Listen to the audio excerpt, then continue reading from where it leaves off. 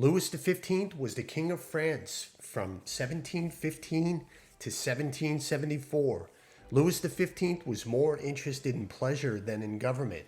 In 1722, he moved the court and seat back to the Palace of Versailles, a highlight of the year 1722 for King Louis XV. Hey everyone, welcome back. I'm Coloniano D, and welcome back to my Generation X olfactory experience. And today I'll be reviewing from the house of Xerjoff. It's the latest and the greatest release here in 2024. It's Louis XV, 1722. It's an Oriental Woody. The composition was created in homage to House de Venot in France, Champagne, France. Champagne de Venot was the first to launch Blanc de Noirs, which is a white champagne made from black grapes. Interesting. Very interesting. Louis XV, 1722 was created to instill high spirits and stimulate the senses. Louis XV, 1722 was specifically formulated with three exceptional creations of Blanc de Blancs, Blanc de Noirs, and Rosé.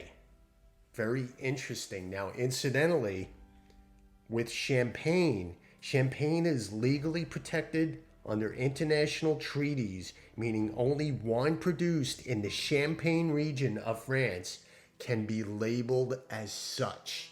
So, if your champagne is labeled champagne and it was not formulated in or produced in France, it is not champagne, it's sparkling wine. Just to let you know. Okay? So, salute to King Louis the 15th. Very nice.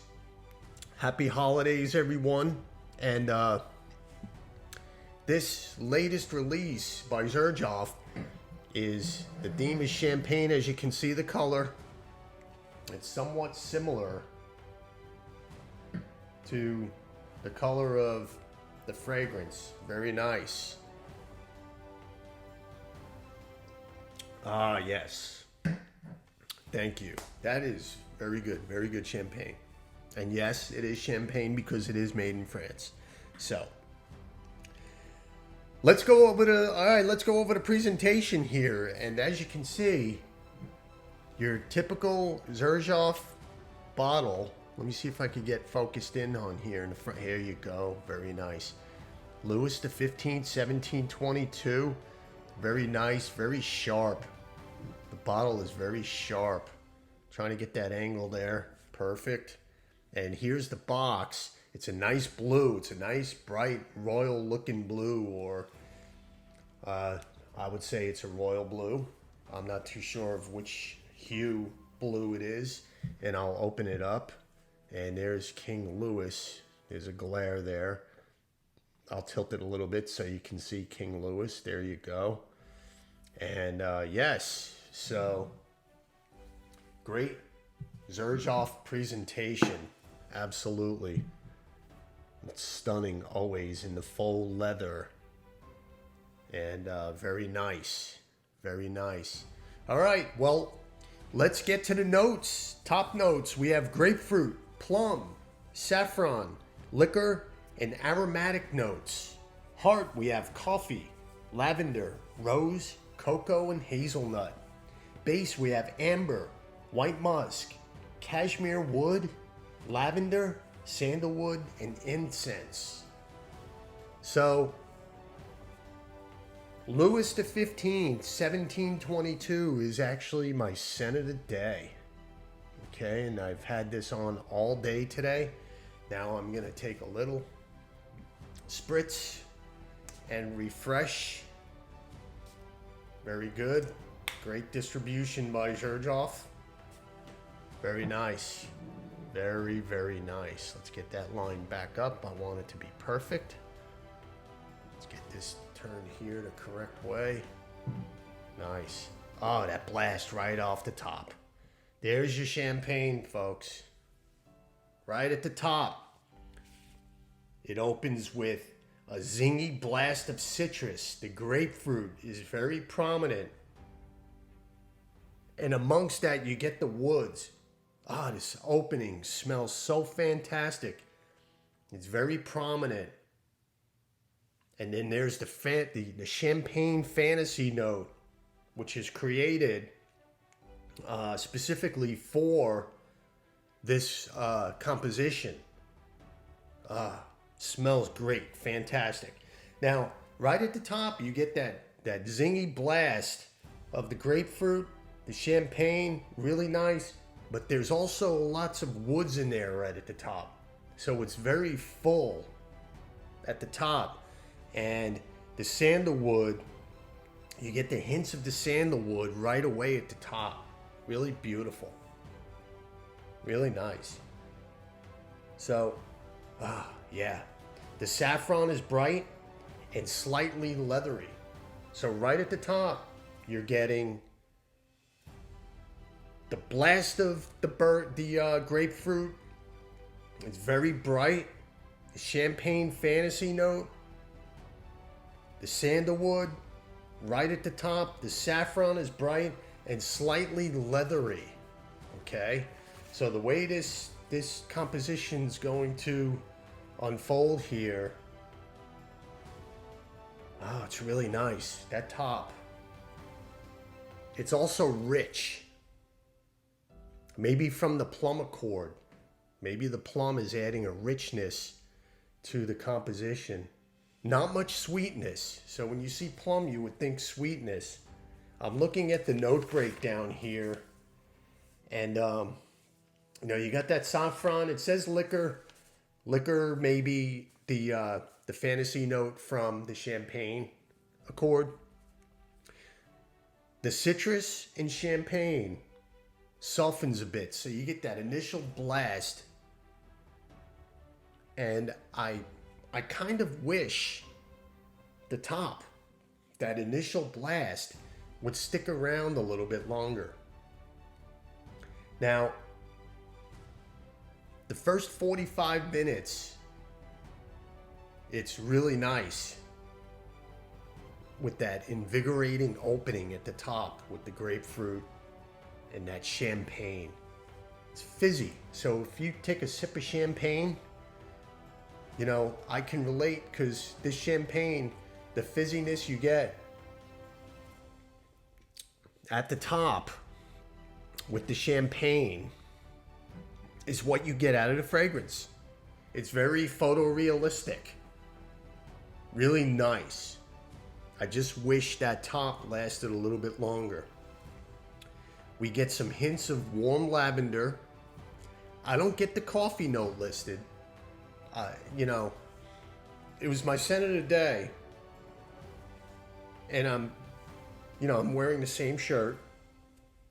And I just did this initial spray. So you're getting that warm lavender. It's a little nutty from the hazelnut as the fragrance progresses. This is not a loud fragrance. It's very subdued. It's very well blended. And pinpointing these notes, this listed notes, is very challenging. Now, we look at notes and we pinpoint the notes. If you don't really have a professionally trained nose, you need to read the notes. I don't care how many years you're reviewing or how many years you're sniffing fragrances. If you're not absolutely trained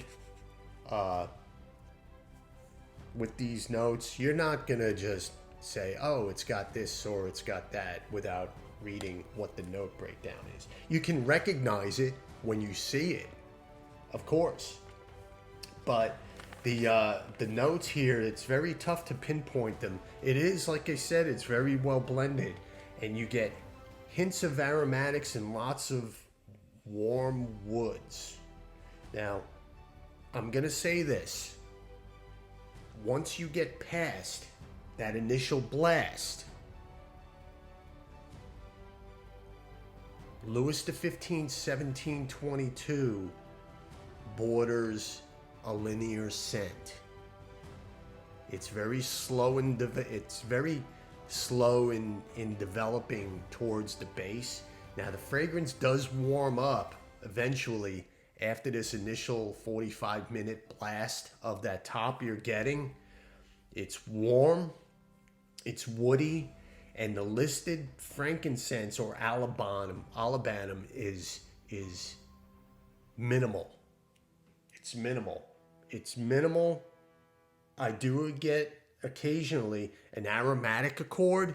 Now we're talking a few hours in here, not at the top.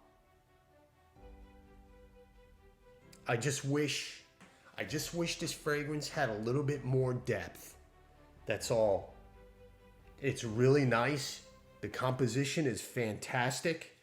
I just wish it did have more depth, and the remainder of the wearing is warm, ambery from the cashmere, and a hint of leather and warm woods. So you're getting a little bit of that leather from the saffron throughout. So once that top goes away, you start getting that little bit of spiciness and leatheriness from the saffron. It's really, really, really nice.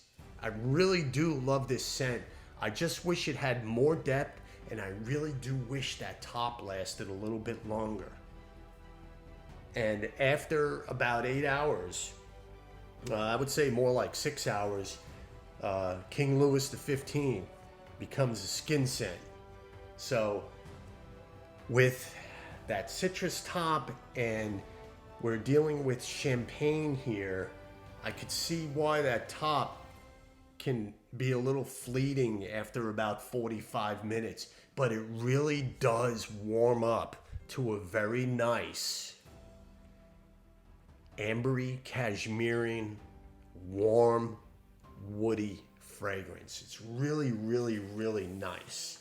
And the season, I'm gonna say, this will perform better in the warmer months. I really do think if this was released back more towards the springtime, and I guess because of the ambery facets of the fragrance, it was released about this time. It's really nice. You put on a sweater, it's there, the fragrance is there. It becomes more of a skin scent after 6 to 8 hours. And it's been cooler here, so I've had this for about 2 or 3 weeks now, and it just doesn't really cut it in the cold. It's not a cold weather fragrance, in my opinion. It's all about the bubbly, and this may very well be my New Year's scent because of the champagne and the bubbly. Very nice. The projection is moderate. Like I said, the longevity is 6 to 8 hours, and you can wear this casual or dressed. Great office scent, great casual, casual or dressed. And so that's pretty much my review of this really, really nice, beautiful, warm, ambery, cashmere, blast of grapefruit at the top, King Louis XV, 1722, the latest by Xerjoff. And let me know your thoughts if you've tried this. Do you have it? And it's really, really nice. I kind of wish it just lasted a little bit longer, that top, and I just wish it had a little bit more depth. Other than that, really, really, really nice. And I'm sure once this bottle settles in a little bit, the fragrance will settle down, and this will be okay. This is really nice. This is not a negative review. It's what this fragrance is, and that's my opinion on it. And thank you for watching. Thank you for listening, and I will absolutely see you next time. Thanks.